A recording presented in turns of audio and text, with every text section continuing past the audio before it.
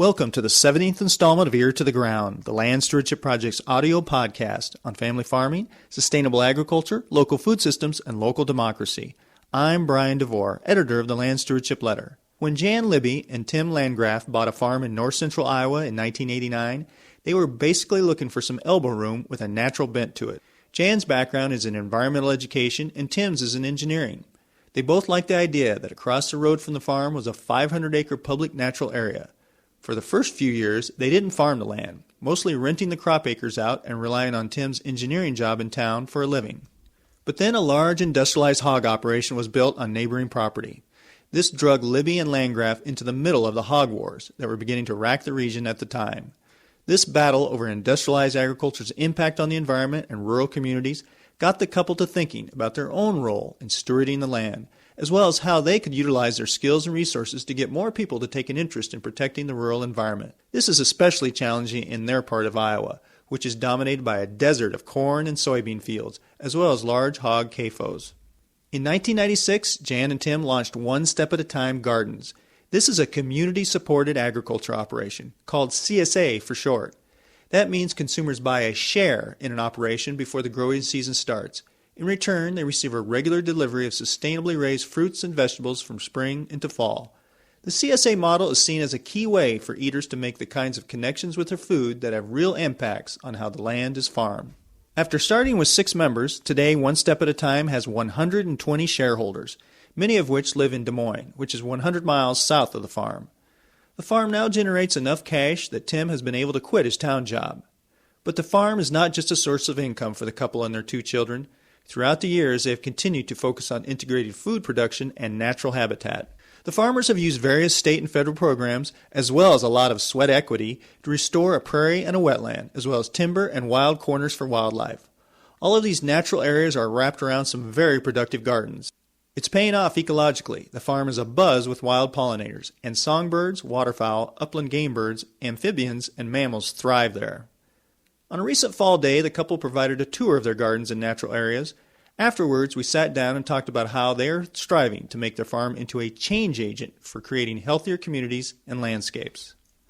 I look at the farm as a social change agent, and the agriculture experience through the farm, really inviting people to think a little bit more about what agriculture is all about and looking at the really bigger picture that the interest in local food is connected to some deeper social shifts and changes, which I think have to do with some fundamental principles. And I think it's fascinating that I think that shift has, in a manner, gotten some of its new roots through agriculture. And I think people who understand more about what anthropology and sociology or some of those other disciplines, humanity disciplines, could probably explain it to me more clearly, but I feel like we sort of experience and observe it. But it's not so much that the people are coming here to experience that, because we really don't get a lot of our farm members that actually come to the farm. Part of that's got to do with people's lives are full enough, they've got enough things to do. Part of it's got to do with distance. You know, we're in a pretty rural county, quite a ways from any of our farm delivery sites. So as a consequence, there's quite a drive to come all the way out here. On the other hand, the other tools that the CSA model gives you, by doing that weekly note, every week you've got a way to contact and throw a little tidbit at those people. Maybe open their eyes a little bit to some things they're reading about in other forms of media that they're reading or seeing on TV or hearing on the radio. Yeah. But now they're getting this weekly note that kind of throws, this is what we're experiencing, this is what we're living, and here's the food that we're producing that you're now eating and consuming and working into your daily routine. Right.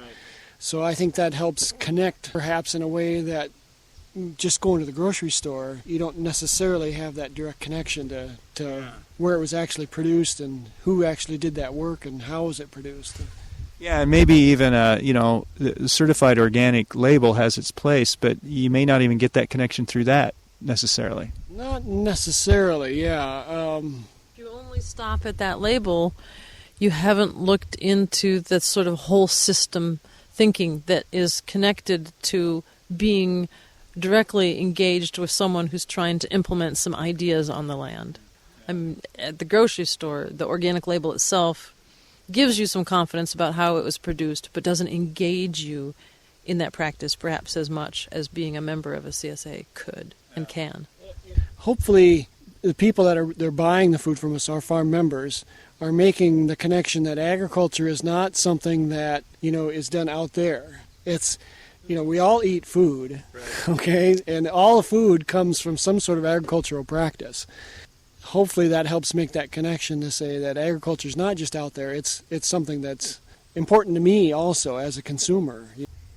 The one thing, too, is that if people can, here we are in Iowa, some of the richest soil in the world, most agriculturally most productive area in the world, and yet you go into these local communities and it's sometimes the worst selection of food you can find. You have these real food deserts. And you guys, you have a lot of members in this area and some of the towns around, but the bulk of them, though, are in Des Moines, which is, the major metropolitan area 100 miles away. What can we do? Have you guys ever thought about how to get more of that message out to the local folks, to the people who maybe are being hurt the most by not having a good selection of food and maybe being hurt the most by some of the negative environmental consequences of that industrial food system? My response to that would be some of the local food work that, through some of my time and so forth, I would say the farm has been a part of. I couldn't do that if the business didn't support us staying in the community. So in a way, I always say it's, the farm is making this possible.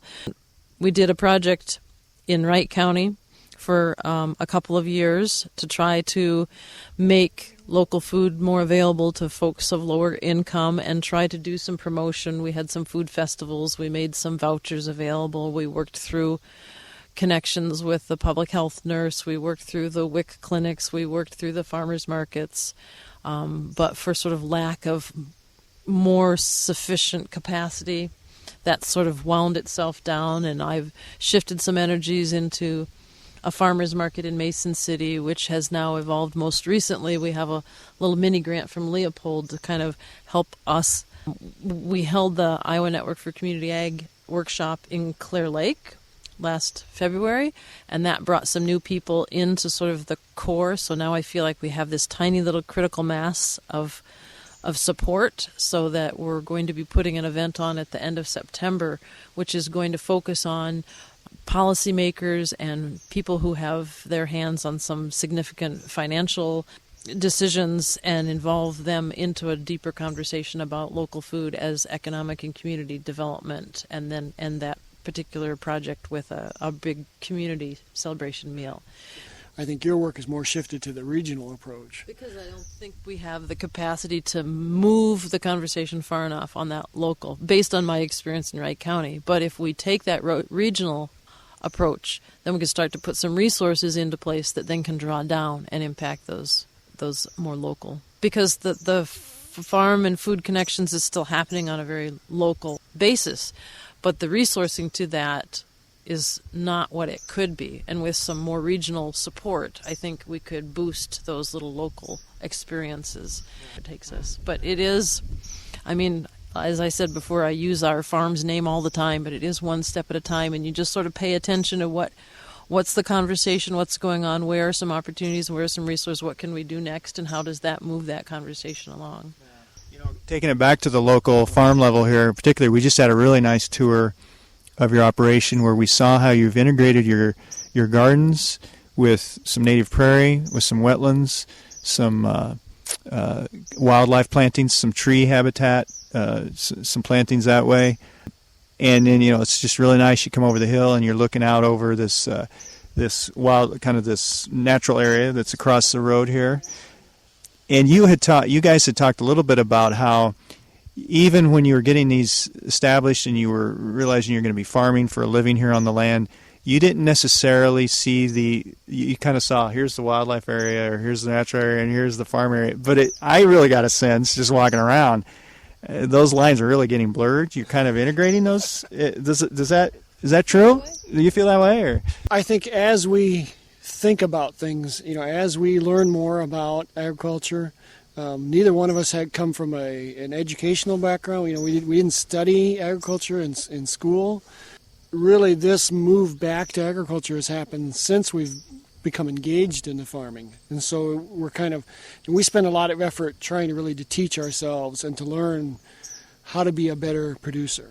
Okay, so as our thinkings kind of evolve, you're right, we have done all these for other reasons than necessarily coming up with this integrated final product, done these different plantings, but I guess maybe it's best way to put it is a realization of diversity. If you can, the more diversity I think you can incorporate into a farming operation, the more buffered maybe is a word to use, the more buffered your operation is. Yeah. You've got a bank there of, whether it's the prairie plantings and the tree plantings and the shrub plantings and the wetland areas, they're each going to harbor different beneficial insects. They're each going to harbor different amphibian critters.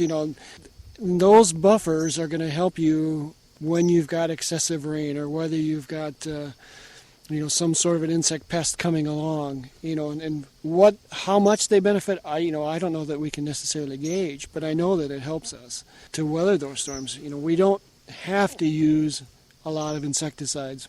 Natural or otherwise. I mean, we choose to be using organic practices, but we don't have a lot of insect pressure. But I think that the key is having that planting diversity and trying to figure out how can you intersperse what you want to produce, because that's at the end of the day we have to produce product to make some money so that we can stay here. We're not just doing this for kicks. Right. But you have to be able to I think you need that diversity to try to live closer to the natural environment. Can you guys think of an example when it really struck you, this is really beneficial to have? I think what really pushed us into the conversation that's made us more conscious is maybe two things. I've been trying to work on some of the marketing message to tell the story of the farm. But sort of maybe first or overlapping that was we'd had access to some beehives through some friends of ours, and that access got cut short and changed so that they weren't going to be bringing beehives. So at the same time that we were losing that access to those beehives was all of this issue about this colony collapse disease and concern about bees and pollinators.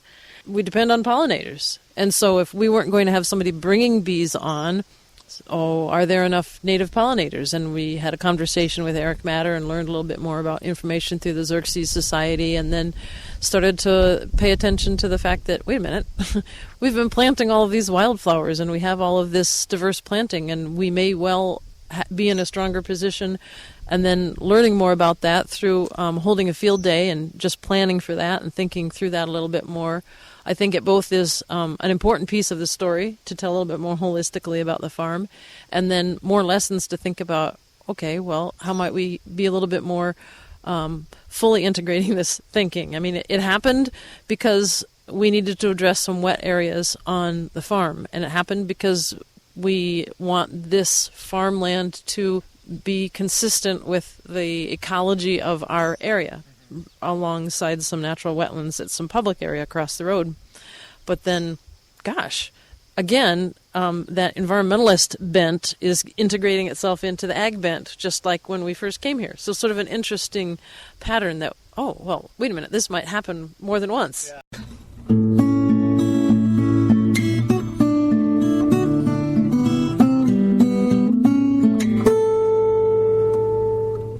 For more information on One Step at a Time Gardens, see www.ostgardens.com. That's www.ostgardens.com. More information on the CSA model of farming is on LSP's website at www.landstewardshipproject.org.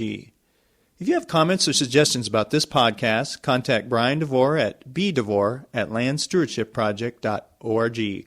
Or you can call 612-722-6377. Thanks to Laura Borgendale, a Western Minnesota musician, for Ear to the Ground's theme music. And a special thank you to all of Land Stewardship Project's members who make initiatives such as this podcast possible. If you're not a member, visit landstewardshipproject.org to learn how you can support LSP. Thanks for listening.